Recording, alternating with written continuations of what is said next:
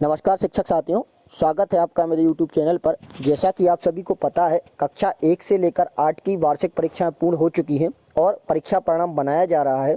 तो आज की वीडियो में हम बात करेंगे कि किस प्रकार से परीक्षा परिणाम तैयार होगा और उसमें हम अधिभार की गणना कैसे करेंगे। एक डायरेक्ट सूची आपको दी जाएगी जिसमें आप देखकर डायरेक्ट ही अधिभार को भर सकोगे।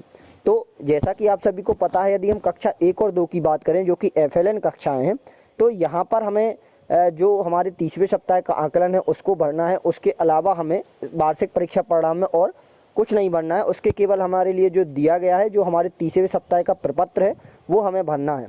बाकी जो कक्षाएं हैं तो उनमें हमने मासिक परीक्षाएं भी ली हुई थी, अर्धवार्षिक परीक्षाएं भी हुई थी। मासिक परीक्षा यानी मासिक टेस्ट हुए थे, जो वार्षिक प्रोजेक्ट के अंक रहे थे, और फिर अर्धवार्षिक का जो था उनको सबको मिला के और फिर वार्षिक के अंक को मिला के एक परीक्षा परिणाम तैयार किया जाता है। तो यदि हम पहले बात करें तो मासिक टेस्ट और वार्षिक प्रोजेक्ट के अंक, हमें जो मासिक टेस्ट है और जो वार्षिक प्रोजेक्ट हुआ था उनके हमारे लिए 10 अंक का अधिभार लेना है।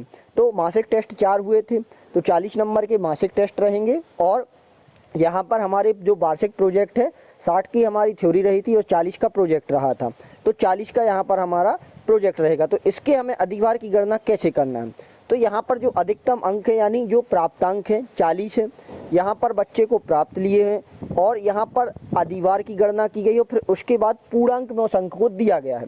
जैसे यदि एक बच्चे को अधिकतम हम 40 में से यदि 40 मिलते हैं तो उसका अधिभार रहेगा 10 अंक का। ऐसे ही यदि किसी बच्चे को 40 में से 39 मिलते हैं तो उसका अधिभार रहेगा 9.8 का। तो यहाँ पर हम उसको पूर्णांकों में लिख सकते हैं, यानी 9.8 को भी 10 लिख सकते हैं। फिर ऐसे ही 40 में से कोई बच्चा है उसको प्राप्त हुए 38, तो उसका अधिभार रहेगा 9.5, और इसको भी हम 10 लिख सकते हैं।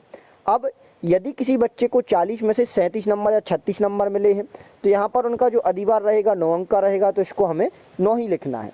इसी प्रकार से यदि हम आगे देखें तो जैसे किसी बच्चे को 27 मार्क्स मिले हैं तो उसका अधिभार रहेगा 6.8, इसको हम राउंड फिगर यानी पूर्ण संख्या के रूप में 7 लिख सकते हैं।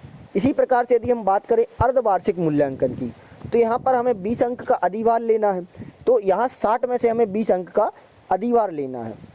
तो यहाँ पर अधिकतम अंक 60 रहेंगे, प्राप्तांक है, और फिर ये अधिभार, और यहाँ पर हम उसकी पूर्णांक में गणना करेंगे। तो जैसे किसी बच्चे को 60 में से 60 मिलते हैं और उसके अधिभार क्या रहेगा, 20 अंक रहेगा, उसका पूर्णांक भी 20 ही रहेगा। अब यदि जैसे किसी बच्चे को 60 में से 59 मिलते हैं या 58 मिलते हैं तो हम इसकी गणना कैसे करेंगे, तो 59 मिलते हैं तो इसका अधिभार रहेगा 19.7, जिसको हम 20 ही लिख सकते हैं। और यदि 58 या 57 मिलते हैं तो इसका जो अधिभार रहेगा 19.3, तो इसको हम 19 लिख सकते हैं। इस प्रकार से आप लोग देख सकते हैं ये सभी अंकों की जो गणना है, यहाँ पर एक एक करके 50 है, जैसे 49 मिले, 58 मिले, 48 मिले, 37 मिले, इस प्रकार से हम सभी की गणना कर सकते हैं। एक एक अंक की यहाँ पर जानकारी दी हुई है और आप किस प्रकार से इन अधिभारों को देख सकते हैं। सेम इसी प्रकार से 10 अंक के अधिभार के लिए भी ये सूची दी गई है। आप इस सूची में से देखकर डायरेक्ट आप अधिभार को भर सकते हैं ताकि इसमें आपकी मेहनत बच सकती है। आशा करता हूँ आपको जानकारी पसंद आई होगी और वीडियो अच्छी लगी होगी। वीडियो अच्छी लगी हो तो लाइक करें, चैनल को सब्सक्राइब करें और सभी साथियों के साथ शेयर करें। धन्यवाद।